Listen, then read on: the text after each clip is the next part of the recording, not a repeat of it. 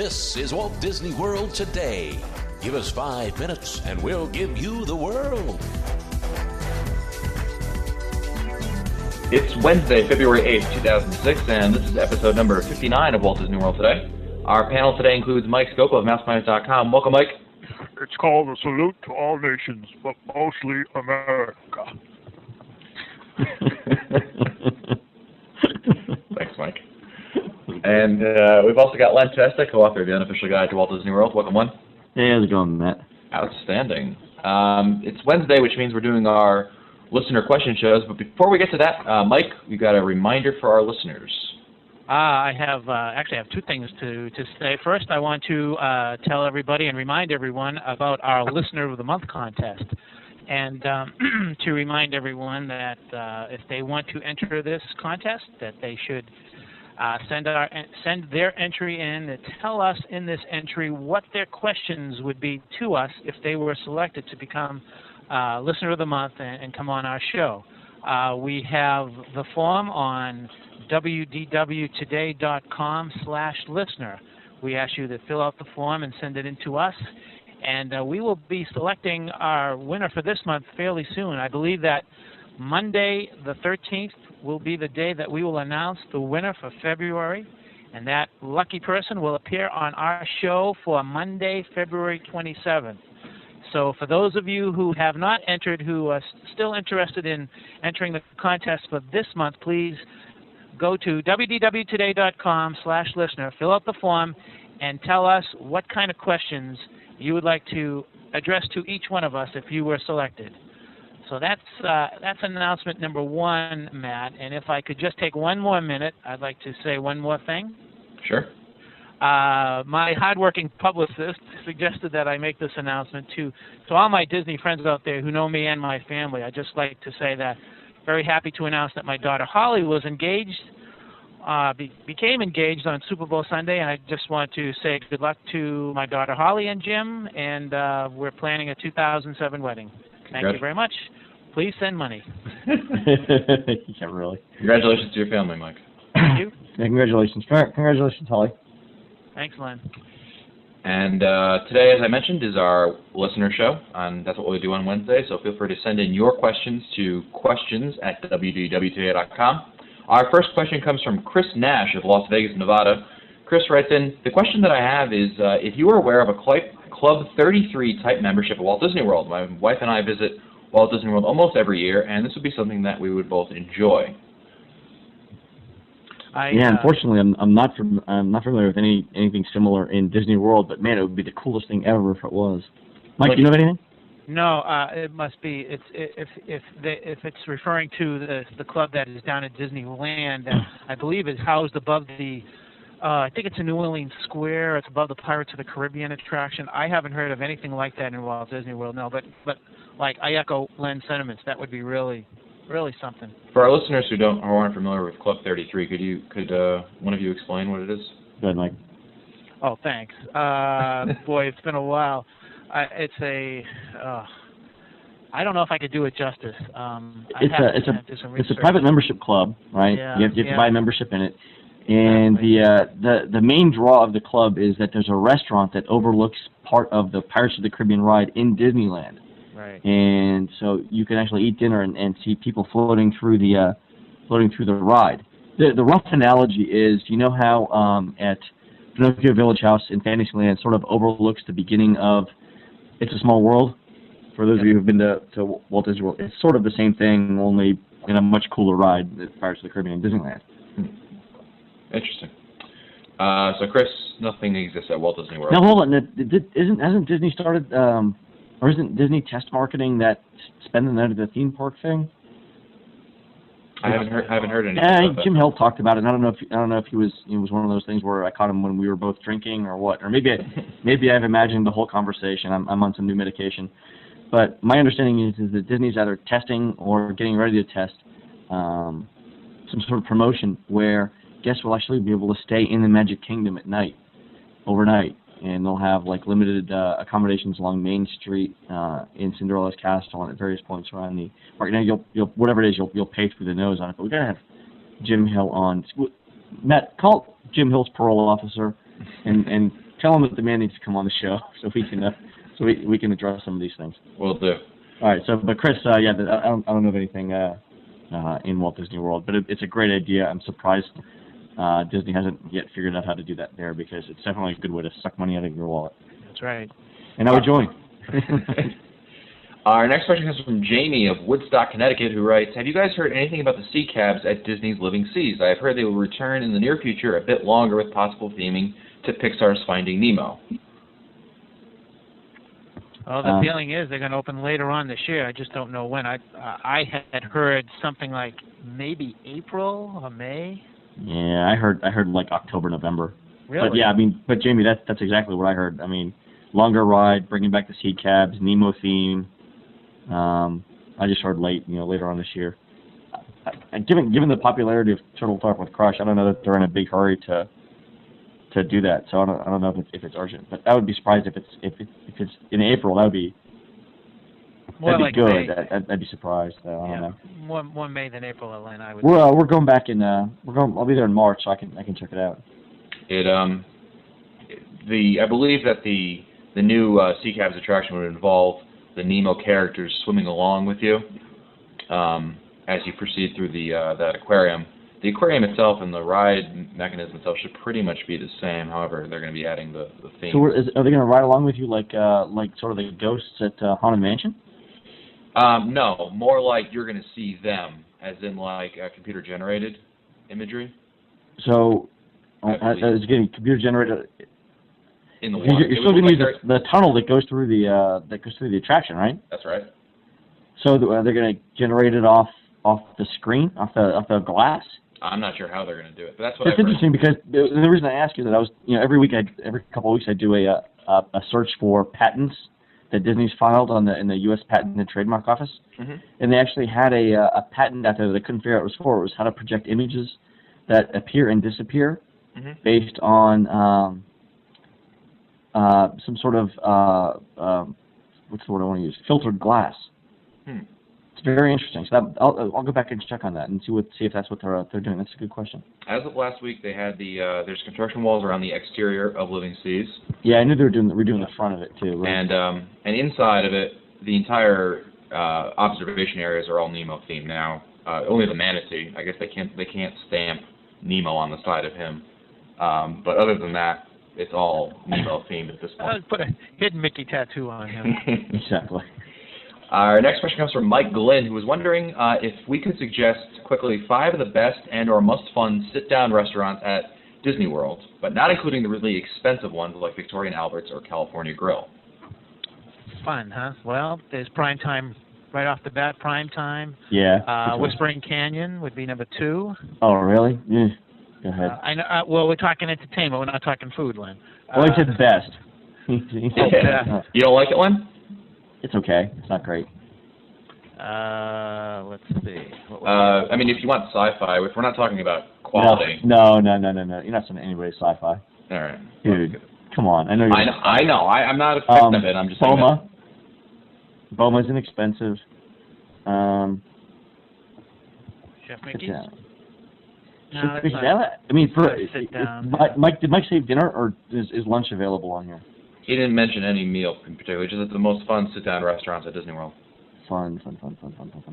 I like Ohana at the Poly, because if you've got kids, too, especially, they can do the races with the... Breakfast, though, Len, right? You're talking breakfast. Oh, yeah, that's right. The character breakfast at Ohana, too, right, which my daughter just mentioned to me, is really, really fun. What else? Epcot. What's fun in Epcot? How about the Storybook Princess breakfast at Norway? I didn't love it. I know people rave over it. Not for me. It's more than just breakfast. It's an all-day thing now. Oh, yeah. What about the beer garden? Oh yeah, I mean nothing's just fun like an Oompa band and beer. I mean really. So. Not necessarily in that order. I like the teppanyaki at Japan with the. Yeah, it's entertaining. I don't love the service there, but yeah, it's. Yeah, I thumbs down on teppanyaki. Fun. I was there in January. Fun. Yeah, I gotta say, if Primetime Cafe has got to be your number one for fun, and then I like Boma because it's just so darn good. And for those who don't have Rainforest Cafe where they live, Rainforest Cafe at the No thanks. I'm going to pass on that, Mike. Yeah. Well, some people who have never been to that might find it amusing. So. Go to your local mall. It's better. Cheaper. Sure. For those of you that, for the 8 of you that don't have an Applebee's, where you, yeah, those would be a few. What about Garden Grill? Yeah, Garden Grill's interesting. That's a good point. And Mike, it's interesting because you can, it revolves slowly around the land attraction. Actually, that's a great point, Matt. That was really good. Yeah, actually, especially since they reverted back to the original family style. Family style, yeah. Yeah. And the other cool thing, of course, is that you can actually ride through the ride and then see the food that you're about to eat, which is really cool. Yep. What else is in? Is there anything in the animal kingdom that's fun for eating? Oh, for eating, I thought you meant fun. I mean, I like to point at the animals and go, yeah, but that's usually frowned upon. Breakfasaurus, maybe. Maybe Breakfasaurus. Yeah, I don't really love that either. I don't. Oh, we named quite a bit. Just a crank today. Is there anything at the Swan or the Dolphin or the Boardwalk or the Beach Club? I can't think of any off the top of my head that are fun. I mean, there are certainly good restaurants there, but to say that they're fun. Well, my daughter's asking me to recommend Spoodles. Spoodles. Spoodles isn't. Fine. It's by the Boardwalk, she said. Again, she's prepping for this job, guys. We'll have to have her on one day. What about, would you count Beaches and Cream as a sit-down restaurant? Because it's really fun to go in there and watch people attempt to eat the kitchen sink. Yeah, it couldn't hurt. Yeah. I think we've run enough choices. I mean, I think the top couple.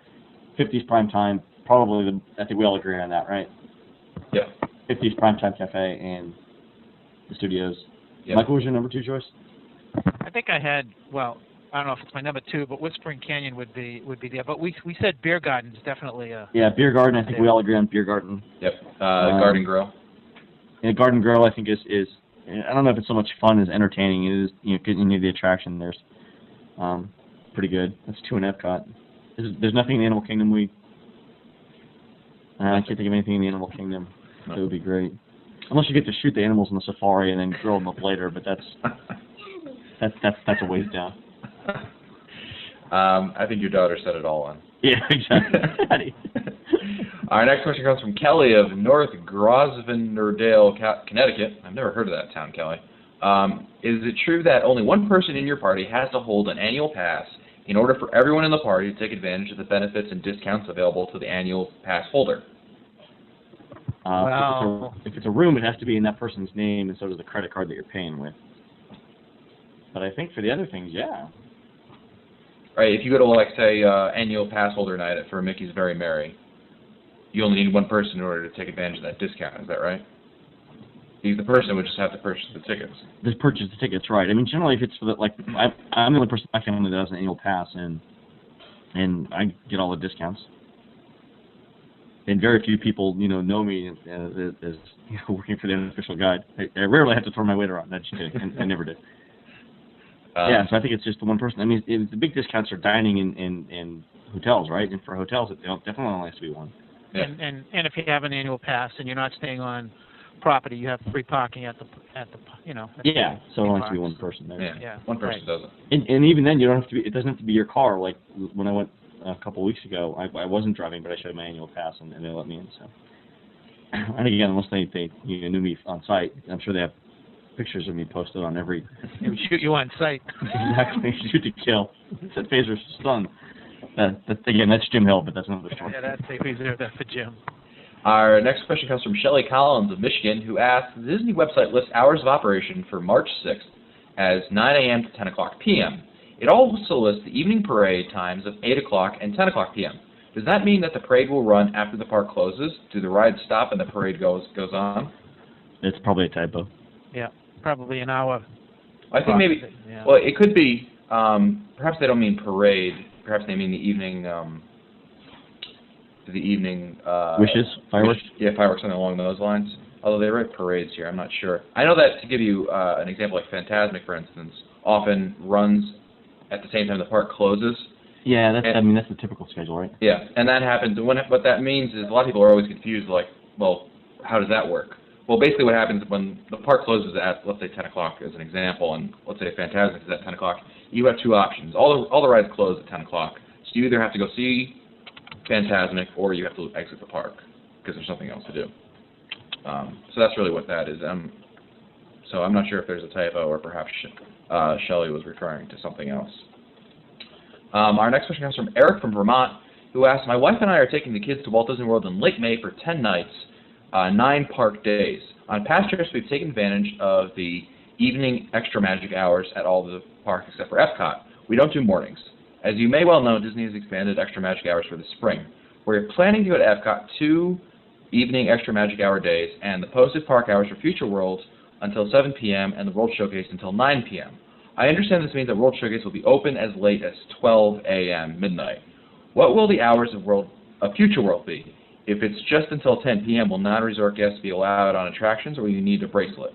I can answer that. What he has to do is, on that particular day, make sure that he grabs a EMH brochure that will list all the attractions. There may not be every attraction open for that evening. I'm not a big fan of extra magic hours, especially in Epcot, but I would suggest that if they're looking to ride Soaring on that particular night, I would ride Soaring about 2 or 3 times between the hours of 9 and 10 and forget about going to Soaring once extra magic hours begin.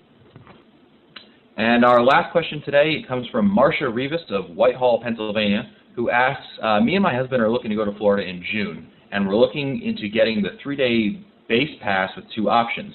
I know that we cannot go into 2 parks on the same day without the Hopper option, but can we go to a park during the day and then Pleasure Island at night? There should be no reason why she couldn't, right? Right. The only question is getting into certain clubs. You'll have to pay a certain fee to get into certain clubs, like the Adventurers Club. Right. But they started that new admission policy, right, where you pay like a small amount of money to get into one club, or right. I think what the break even is 2 or 3 clubs where you should just buy the pass for the whole thing. I think it's 3, Len. Yeah. Yeah, I think it's 3. So if you just Marcia, if you just want to go into one club, and I think the Adventurers Club is probably the only redeeming club on Pleasure Island that you have to pay for. And then Comedy Warehouse maybe. Buying the everything. Definitely try Raglan Road when you're there.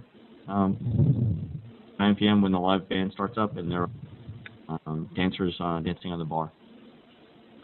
Well, that's it for us today. If you'd like your questions answered, feel free to email us at questions@wdwtoday.com. And don't forget our special Listener of the Month contest that's going on. You can access that by going to www.wdwtoday.com/listener. Fill out the form, and hopefully you'll be chosen to be our Listener of the Month for February. This has been episode number 59 of Walt Disney World Today. If you want to find older episodes, read our show notes, or send us your comments, visit the Walt Disney World Today website at www.wdwtoday.com. And for Len Testa, Mike Scopa, and Mike Newell, I'm Matt Hochberg. We'll see you on the next show.